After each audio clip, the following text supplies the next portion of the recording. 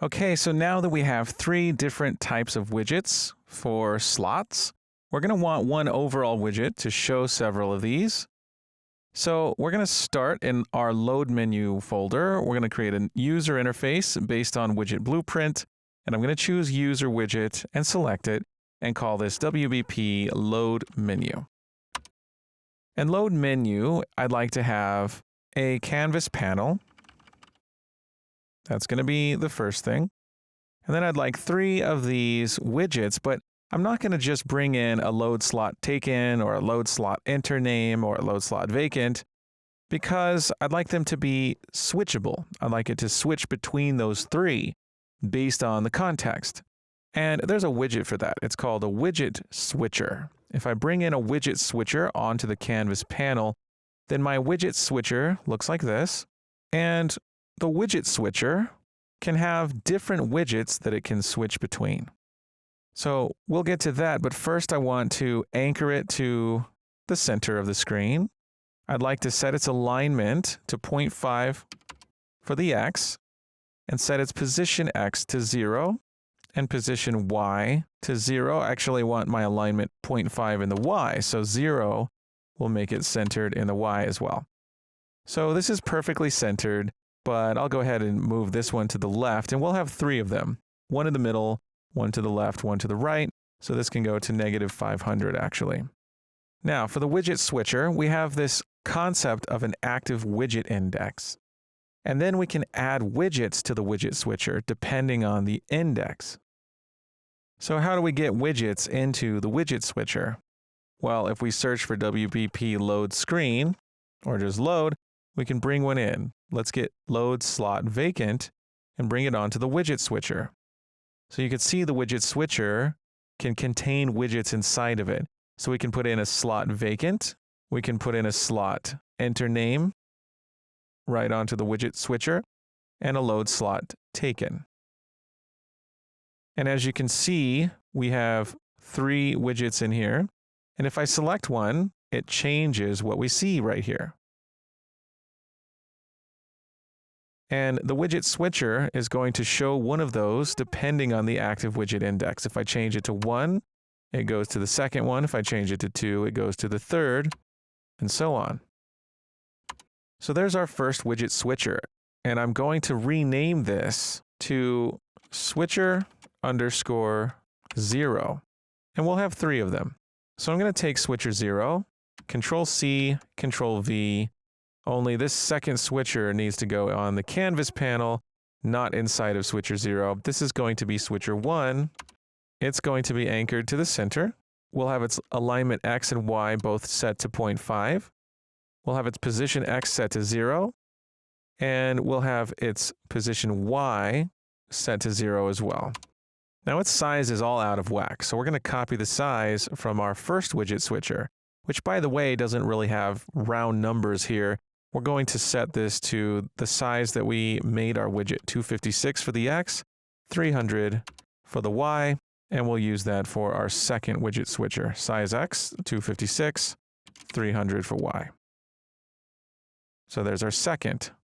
Let's Control C the first one, select the canvas panel this time, and Control V will make this switcher 2, and anchor it to the center. Set its position Y to 0 and position X to 500, as that first one is -500. And there we go. Now, there's three things we need, but we want the ability to play the game once we've selected a slot that's valid, and we want to be able to exit or return back to the main menu, so a quit. And in addition to quitting, I'd like the opportunity to clear a slot, to delete the data that was in one slot. So really, I'm going to have three wide buttons. So I'm going to bring in 1, 2, and 3.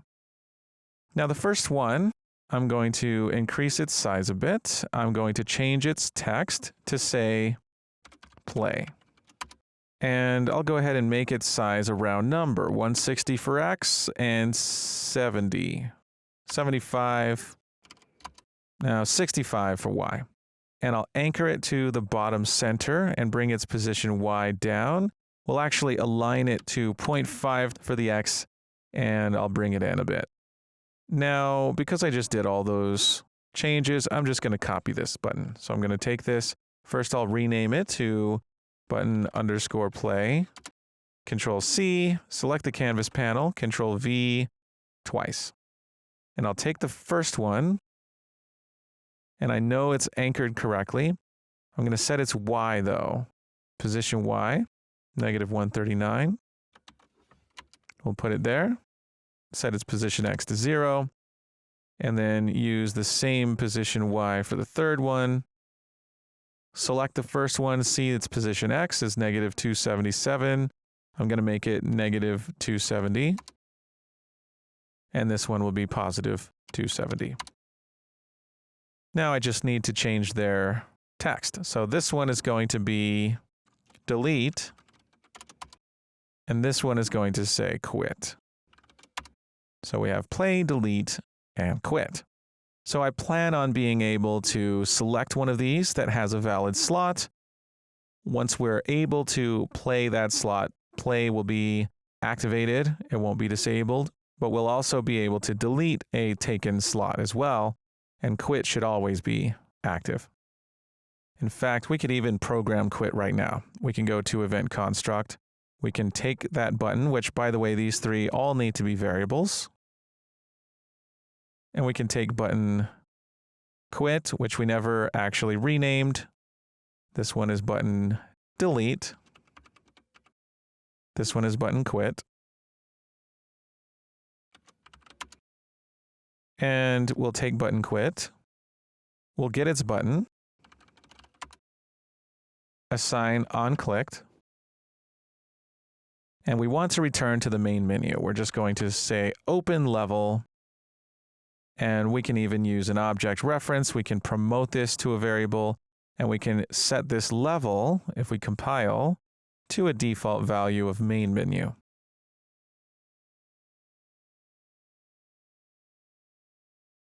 So at least we have a working quit button. Now, I'd like to just add this to the viewport in the level blueprint.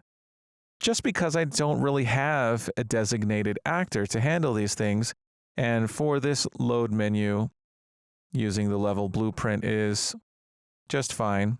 I'm going to create a widget. It's going to be WBP load menu.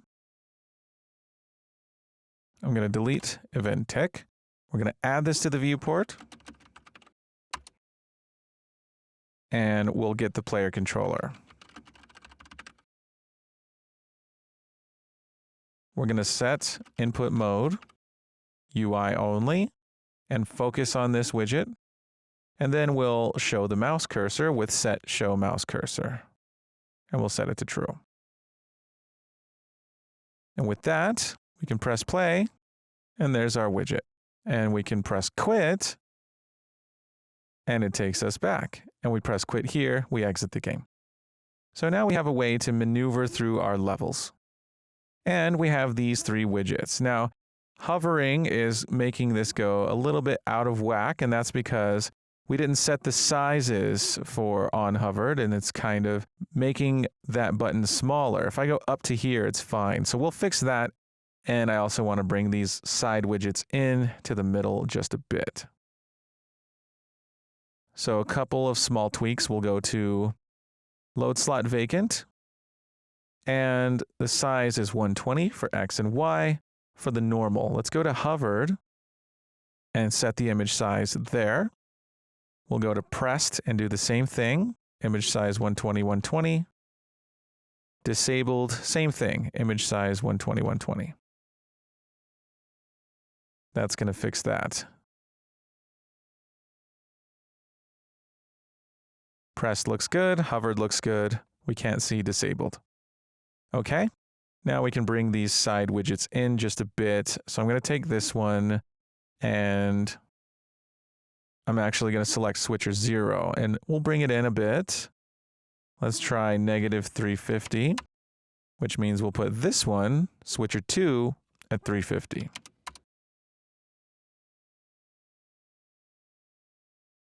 So that's what it looks like. Perfect. And of course, we can always go back to our material if we want to tweak that as well. I think it might be maybe better a different color, or the game aura seems to revolve around the color purple, purples and blues. So a purple might be good.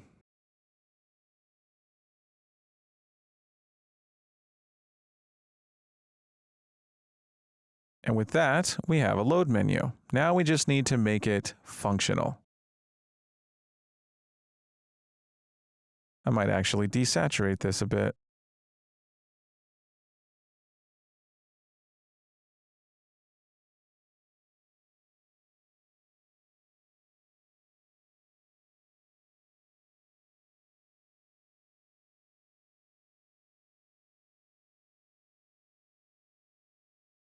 Okay, I think I've tweaked with it enough. And with that, we have a load menu. Okay, so the last thing is to make this functional and to actually be able to load in saved data. And if we press play, then we need to know which loaded slot we have selected so we can travel to the correct map and we can load in the stats once we get to that map. So we have a few things to do to make this functional. And we'll continue in the next video. I'll see you soon.